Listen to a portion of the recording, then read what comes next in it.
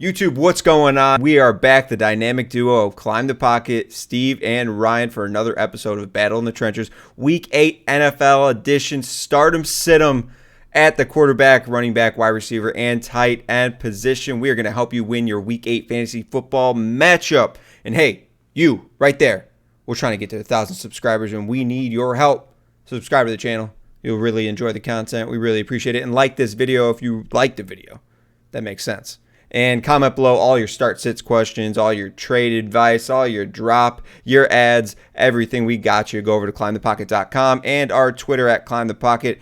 We got you every single day for advice to help you win your fantasy football championship. Ryan, what is going on, man?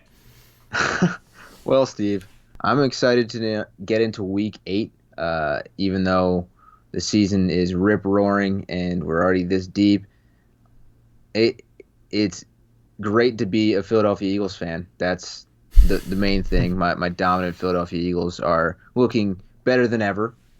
They've got a stranglehold of first place, and you know, as a Packers fan, you wouldn't understand having such a good team. So I don't know what that division's like what it means, or what are the feelings like, you know, to be a losing team but on top. You know, like it's kind of weird. I'm used to winning divisions year after year and whatnot with a positive over 500 record. It just kind of makes sense. But hey, I'm glad for you and your team. Hopefully they pick it up and whatnot. Carson Wentz is on a roll, which will take us right into our stardom quarterbacks. I'm leading us off with your boy Carson Wentz. Man, this guy quietly on a small tear over the last couple of weeks, averaging 28 fantasy points a game.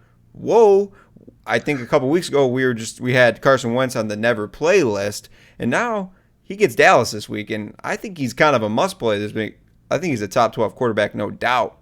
And if you need a replacement for a quarterback on a bye week, or maybe your quarterback ain't getting it done, throw Carson Wentz in there, man. He's finding a good connection with Travis Fulgham, you know, Richard Rodgers, any tight end out there, he's going to make it happen for him. You know, any running back they have out there. Boston Scott had a pretty good game last week. I mean, I think they're going to find ways to win. This is what this Eagles team is doing. And they're going to do it against Dallas. Dallas is bad. So I like Carson Wentz this week. And I'm also starting the young gunslinger, Joe Burrow. This guy, man, did anyone think he'd come into the league and just pass the ball so many times?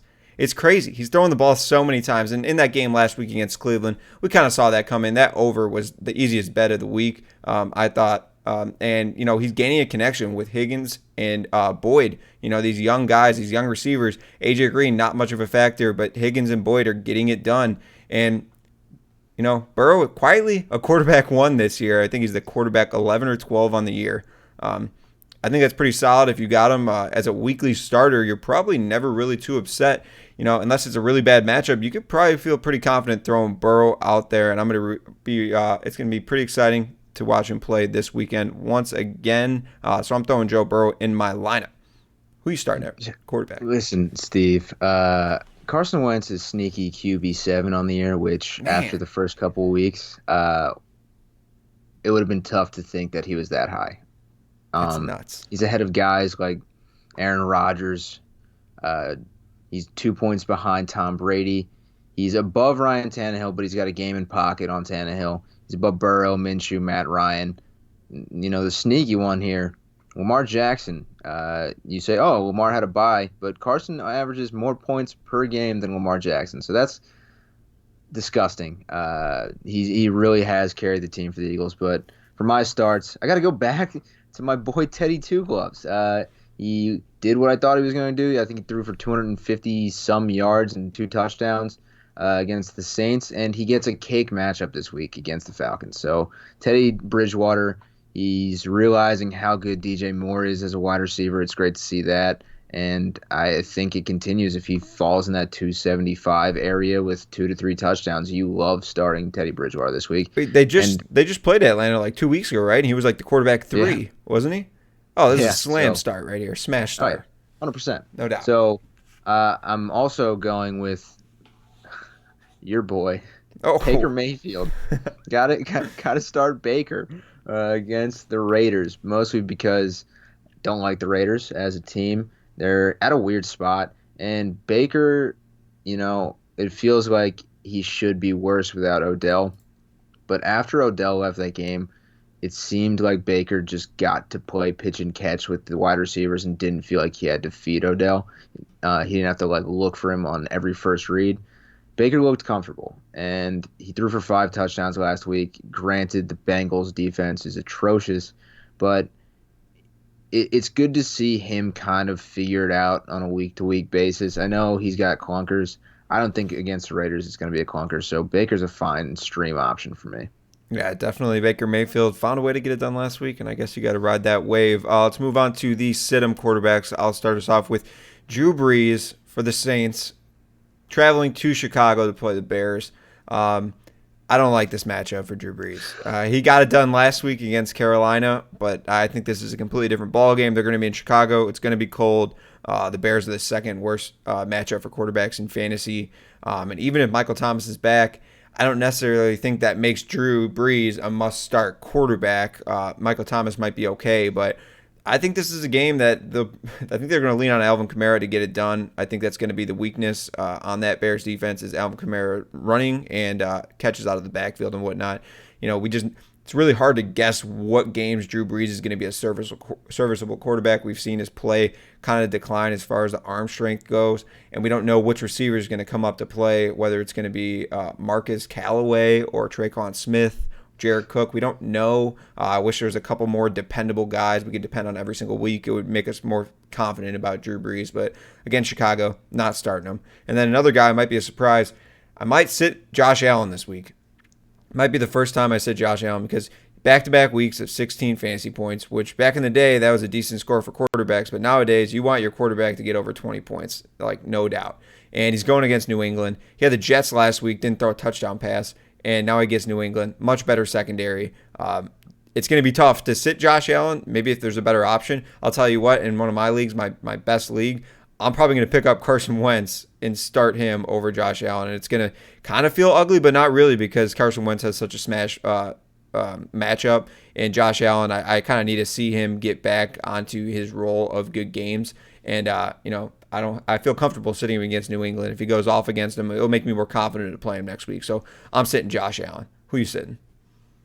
I'm sitting the 2 quarterbacks that were a part of probably the weirdest game this week. And no, it's not the Russell Wilson, Kyler Murray game. It is Matt Stafford and Matt Ryan. I'm sitting both of them. And for relatively different reasons, Stafford has Indianapolis this week. Their defense it shouldn't be sneaky good. It should just be good to the public. I mean, they're a very good defense. I don't really like the matchup. I don't know what's really going on with that team in Detroit. Marvin Jones. If you told me Marvin Jones retired at the end of last year, I'd believe you on where he's been this entire year. So I don't really like the Lions in general. I don't like them against a good defense. And I'm sitting Matt Ryan at Carolina. Carolina is looking for a bounce-back win after their loss to the Saints. And I think the Falcons are done. I don't know how many punches in the face they can take and get back up off the mat. And I think that last game pretty much sums up how Matt Ryan's entire tenure with the Falcons is gone, where you feel like everything was great and then all of a sudden you look up and it wasn't. And I don't know, there's been rumblings for Matt Ryan to get traded out of Atlanta. I don't think that's going to happen, but it's very apparent that change is coming there. I mean, their owner was on the field ready to celebrate after they took that lead in the end of the fourth quarter, and he just stood there on the field as their soul got ripped out of them again. So I think they roll over, and I don't know if I can trust too many Falcons going forward. On to the stardom running backs. I'm starting us off with Myles Gaskin for the Miami Dolphins. Before Monday night when the Rams played the Bears, the Rams have given up 100-plus rushing yards to teams in 5 of their 6 games. The Chicago Bears come in. David Montgomery, not much of a talent to me in the running game overall. Their offensive line is not good in Chicago. So 5 of 6 games before that game, and Gaskin's been killing it this year. He's been the workhorse for that team. Jordan Howard has been a healthy scratch. Matt Breida, not much of a role. Gaskin has been the guy here. And now that Tua is the quarterback, I think they're going to want to try to establish a run early and often to, kind of open up the defense for Tua to get comfortable and whatnot. The run game is going to be a big part of their game. Don't expect Tua to come out here and play like Kyler Murray. I don't think that's going to happen. I think they're going to lean on a guy like Myles Gaskin. I think he's part of the reason that they feel comfortable bringing Tua in at this time when they actually have a chance to still make the playoffs and win their division. So I like Myles Gaskin as a big part of them getting to the playoffs. And in this game against the Rams, I think you can definitely run on the Rams. So start Myles Gaskin. And I'm also starting the other running back in that game for the other team, and that's Darrell Henderson. He seems to be splitting a workload with Malcolm Brown. They trust Malcolm Brown to be the bruiser to get it done, get that first down when they need it. But Darrell Henderson is seeing a very healthy volume. He's getting it done on the ground. He's been a pretty good RB2 for you for the last 4 or 5 weeks. And Cam Akers is not a factor. He's not seeing the field at all. So feel pretty comfortable starting this guy. And then in deeper leagues, starting Malcolm Brown, I wouldn't feel too bad about that either. And Miami is a bottom third defense in the NFL as far as going against running backs. So it's a pretty good start overall for the team. The Rams should be able to move the ball up and down the field, and Darrell Henderson will be a part of that. So I feel comfortable starting Darrell Henderson. Don't worry about that split backfield. Cam Akers, not a factor. Who are you starting? Running back. I mean, would it be a video if I didn't start a Philadelphia Eagle? No. I've got to start Boston Scott. He's not an efficient running back. I'm going to get that out of the way right now. He gets a bump in PPR leagues for sure. He's going to be on the field 75, 80% of the time. So his PPR value is pretty solid. He's kind of tough in between tackles, so we'll see how, if the Eagles have a big lead, where they go. I think Scott does get the first crack at being kind of the closing running back, but I don't know if that continues after this week. But he will still have tons of passing game work. He finished with, I think, 90 or so total yards, and he scored last week. Dallas is terrible defensively, and Leighton Vander Esch seems like he's banged up again. So I don't think that you should be sitting Boston Scott. And you left this one on the table for me. I left it for you. I knew you'd take it. I had it in, and I took it out. I was like, Ryan will sweep this one up. Yeah, exactly. And I appreciate that. And I also have a big revenge game, right, Steve? It might be the biggest revenge game ever. It very well could be. There's not that much on the line, but it's so soon. I don't think we've ever seen a revenge game this soon. I'm playing against him this week, so naturally it would be this week that it happens. But you have to start Mr. Shrimp Bayless, Le'Veon Bell, against the New York not football Jets. And it seems like it's an automatic given that he's going to score a touchdown in this game. They're getting him to the 1 yard line, and he may blow out both hamstrings and an ACL getting to the end zone. He's going to get in the end zone. And he's going to look Adam Gase in the mouth, similar to like when Baker had his little tiffs with Hugh Jackson. It's going to be like that. Lev Bell is going to be petty, and I'm here for it. I am very excited for the revenge game for Lev Bell. I don't know what his daily fantasy salary number is, but it's worth it. I'm definitely starting Lev Bell. Definitely like that play. I'm going to be watching that game just to watch that happen. Yeah, definitely. Let's move on to the sit-em running backs. My first sit-em running back is Devin Singletary for the Bills. And overall, it kind of gets paired with Josh Allen. I just don't like this game for the Bills. I'm not saying the Patriots are going to blow them out the water. I think it's going to be a pretty low-scoring game. Singletary hasn't been able to get it done. Just straight fact right there. Even when Zach Moss was off the field, we thought maybe the volume that we thought Devin Singletary deserved before they drafted Zach Moss would show in the talent that he could be a workhorse. It didn't show. He wasn't able to get it done. He was just kind of a serviceable flex start, maybe. But Moss is back. Singletary is just not a guy you can trust. Going against the Patriots, it's not a very good. It's not a good matchup. So I don't really like this game script for him. Everything related to the Bills, really, I don't really want too much a part of it. They might be coming from behind. Allen might get some garbage time, but I don't know if Devin Singletary is going to be a huge part of that, since they do like Zach Moss's receiving skills. Moving on to my second sit running back, and I'm going to sit Devonta Freeman. Wayne Gallman, what?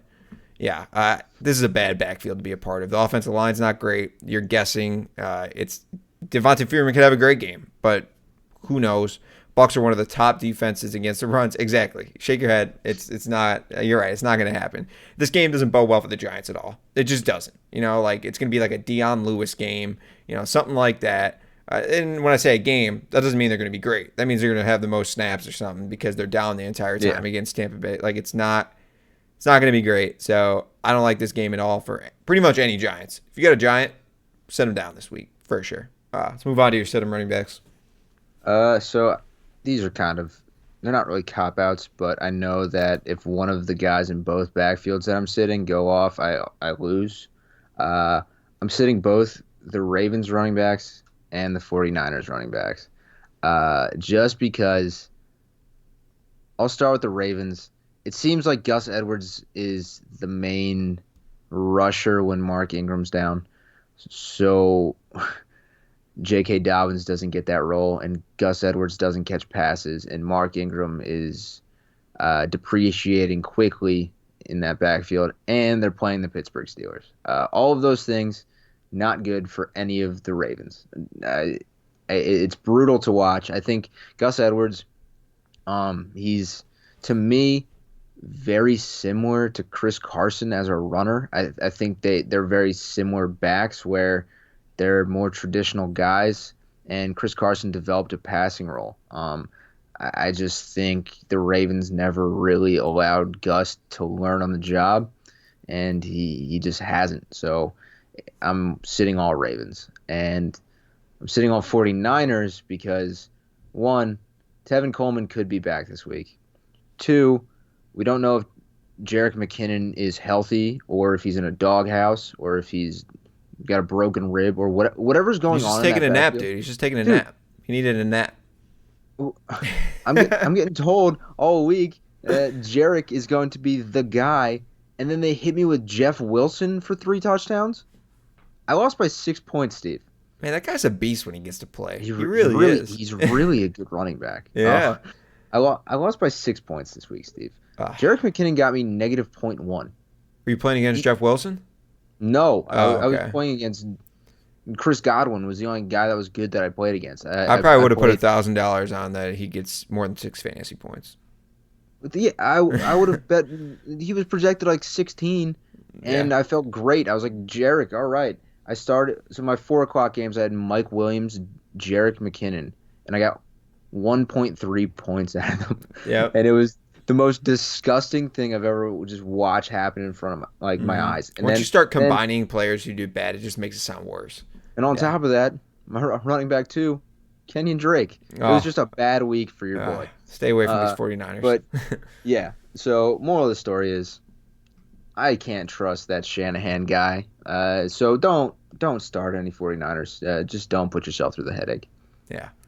Moving on to the stardom wide receivers. And, man, this is a Philadelphia show because I got Travis Fulgham back in the starts. This guy, over the last 3 games, 11 targets per game. That is incredible. I mean, that is like top-tier wide receiver 1 targets right there. Well, and he is wide receiver 1. Fulgatron is one of the best guys to do it. He's the best number 13. Wait, watch this guy play. Like, he literally looks like an X receiver. Like, he looks super talented. He goes up and gets balls. Like, yeah, he's got a little fine-tuning to do as far as actually catching the ball. I did see him miss one in the end zone that kind of went through his hands. Maybe a better receiver, a more veteran, savvy guy catches that ball. But, hey, the targets in the end zone are a really good sign. Carson Wentz is looking his way often. I think even if, like, Alshon Jeffrey comes back and whatnot, I think Fulgham's the guy, which is crazy because this guy was just a practice squad player for the Packers like a month ago. Like, it's just weird, and that kind of makes me sad because the Packers really need a wide receiver too. But hey, he's playing Dallas. This is a boom week for Fulgham, man. He's going off over 120 yards and a touchdown. Just book it right now. Put him in your lineup. Love it. And I'm also starting probably a pretty high waiver wire guy this week, and that's Rashard Higgins for the Cleveland Browns. You're starting Baker. I'm starting Higgins. I like it, man. OBJ's off the field and Baker's a better quarterback. It's just the facts right there, and it's weird. His QBR over, when OBJ is off the field is literally better. He likes his guys like Higgins, who's been on the team ever since Baker's been there, and Higgins is always a great spot start for him when he comes in. He saw tons of targets on Sunday once OBJ went down, and he was very dependable, and I think that continues going forward. Certainly Landry's there and whatnot, but we don't really know about his health. I think Higgins quietly can be the number 1 receiver for the Browns going forward. If you picked him up, I think you feel really good about that. I think he's good for 6 to 7 targets a week. So I really like Higgins this week going against the Las Vegas Raiders. Maybe not the best matchup, but certainly not a bad one. So let's go ahead and put Higgins in our lineup and feel good about it. Who are you starting, wide receiver? So Twitter likes to get jokes off, Steve. Yes, they do. Twitter is the quick hitters, instant reaction for retweets kind of stuff. I've been seeing a lot of slander about my boy. I traded him away this year, but they're making this man sound like he's talentless, and that's just not the case. And that's Mike Evans. If you have Mike Evans, it hurt you last week, right? It hurts you to watch him not get involved at all. But there's hope. Chris Godwin not in the lineup. And I understand that Bruce Arians said Evans is like 80% right now. You have to play Mike Evans this week. Mike Evans is a lock, especially with Godwin out. They're playing the Giants. He should see Bradbury in coverage. I don't think that's going to be an issue. I think Mike Evans should be just fine. So make sure he's in your lineup.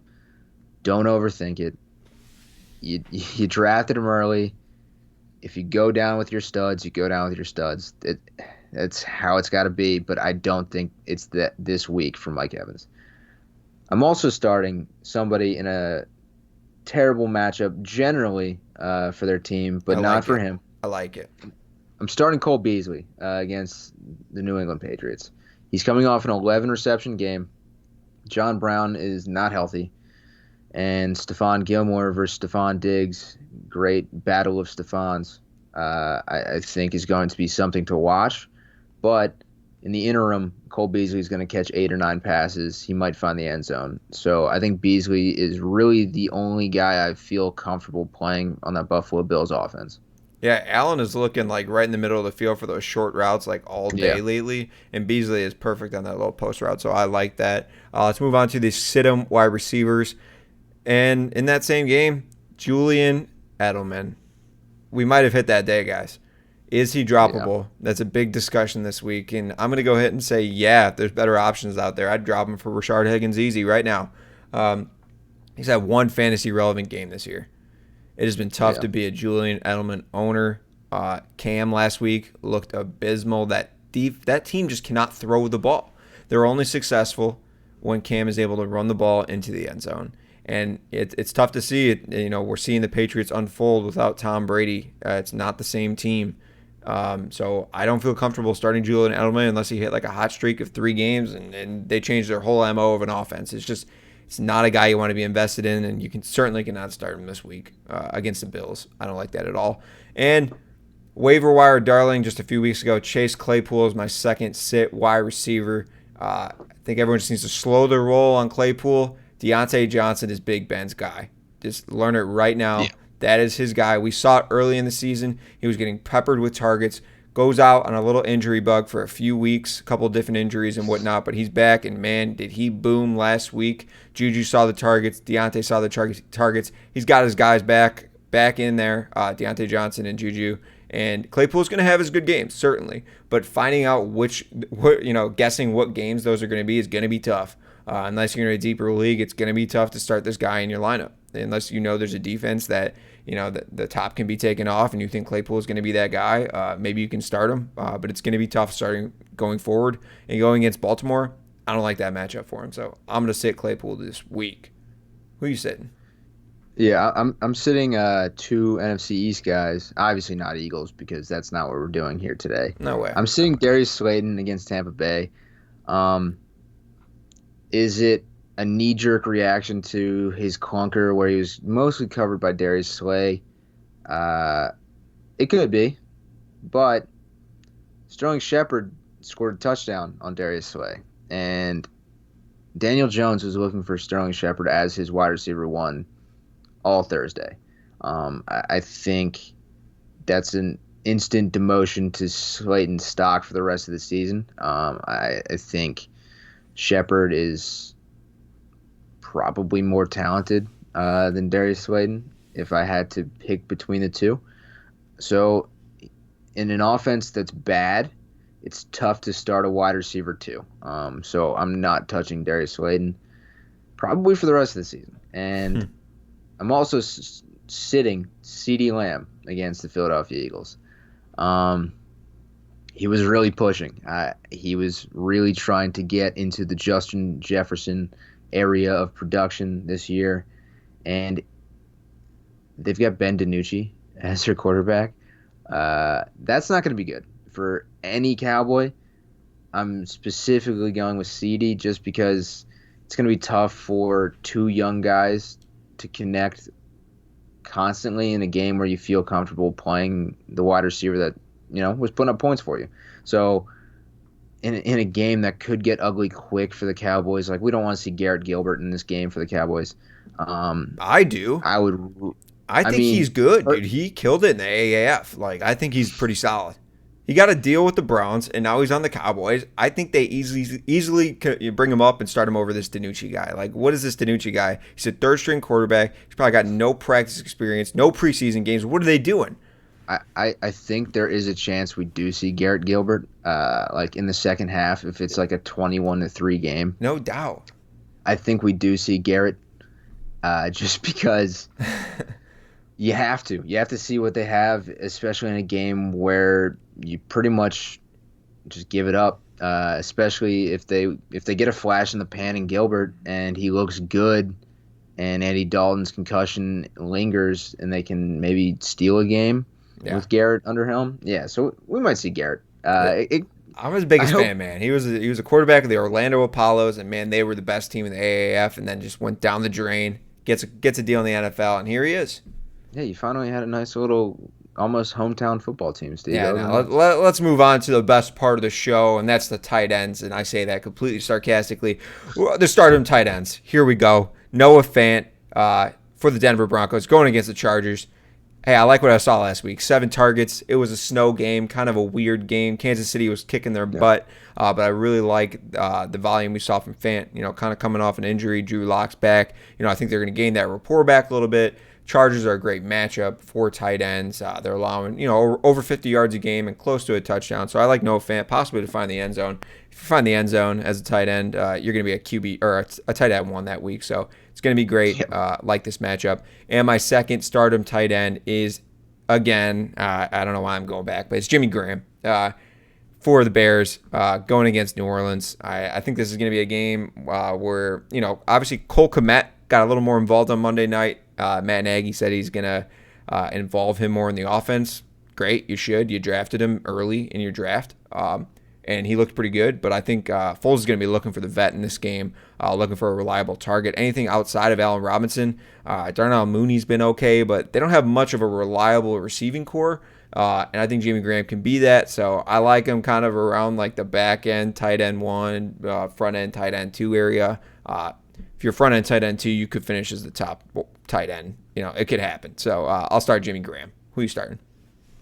I got to start the Richard Rodgers. Dude, he killed me last week. He's interesting as a play just because for some odd reason the Eagles just like throwing to the tight ends. We are running the Patriots 2 tight end set stuff with 1 tight end. I don't know. He's an instant 7 targets. Granted, he is running on like 38-year-old knees, and he hasn't been relevant since that Hail Mary on like, what was that? Is that a Saturday night? A Sunday night? I don't remember what. It was a weird game because I was at a bar for some reason, and Richard Rodgers hasn't been relevant since he had that sick Hail Mary. It was one of Rodgers' 3 signature Hail Marys in the past, 6 years or so. There was those 3. The one against the Cardinals, the one against the Lions, and I forgot who the other one is against. I believe it was the Cardinals game. I'm sure somebody can fact check me on that. If you guys are that deep, one of them was Jeff Janis. I forgot, but one of them was Jeff Janis, and the other one was Richard Rodgers. Yeah. So the Rick Rod has not been relevant until this past week, where he looked like better than Zach Ertz. I think I heard a snap that he's got more yards than Ertz in half the snaps, which is disgusting to me. So get him in the lineup. Tight ends are gross this year. So you just have to play one that you feel like is going to get targeted. And I'm also starting a guy that's fallen out of favor in the fantasy football community, but he's got a rapport with his new QB, and that's Mike Gesicki. He's talked about how he's been on scout team, which when you hear that, face value doesn't sound great, but the scout team runs with Tua, and he's developed something with Tua. He's the only tight end that didn't score a touchdown for the Finns last week. You know he's heard that all week. He's getting in the end zone. Mike Gesicki, he's going to catch the first touchdown of Tua's career. Book it. And he's a slam dunk start for me. Love it. Love it. All right, the sit-em tight ends. We'll go quick on this. It's Hayden Hurst against Carolina. Eric Ebron at Baltimore. Hate these matchups. Hayden Hurst going against Carolina, top 10 against tight ends. So I don't like that. Under 40 yards a game for tight ends and not much of a touchdown each game. So probably going to be ranked around a tight end 12, 13 every single week. If you got him, you're probably starting him, but it's not going to be pretty. And Eric Ebron, Deontay Johnson's back. He just lost like 3 targets a game. We don't know when Ebron's going to be involved. So not a fan of Ebron this week going against Baltimore. Who you sitting? Yeah, I got to sit Big Bobby Tonyan, and I got to sit Evan Engram. They're trying to trade Evan Engram. They're trying to make Evan Engram Jason Witten. Mm-hmm. They need to get him out of New York. New Jersey, technically. He needs a new start. If I would love for him and Tonyan to maybe switch teams, that'd be great because I think they would be better in each other's role. That's just how I'm seeing it. But I also don't think Tonyan is going to be heavily involved. I know the gut reaction, fab money spent on Tonyan is too steep for you to not play him. But Devonta Adams is back. And those 3 touchdowns quickly evaporate and turn into 17 receptions for 180 yards and 2 scores for Devontae Adams. So pretty. Yeah, sorry, everyone who spent 15 to 20% of their fab money on Bobby Tonyan. You wasted it. Yeah, he's a 3 for 32er. Definitely. That's what he is. But, hey, there you have it. The starts, the sits at all the major positions in your fantasy football league. We really hope you win this week in your Week 8 matchup. If you liked our content today, please subscribe. We are trying to get to 1,000. We are almost there, people, and we need your help. Like this video. Help this video get a little more spread and drop those questions. That's the most important part. We want to help you win your matchup, help you set those lineups every single day. Go over to our website. Tons of great articles. Go over to Twitter. Follow us. Our handles are on the page. Until next time, we are out of here. Good luck.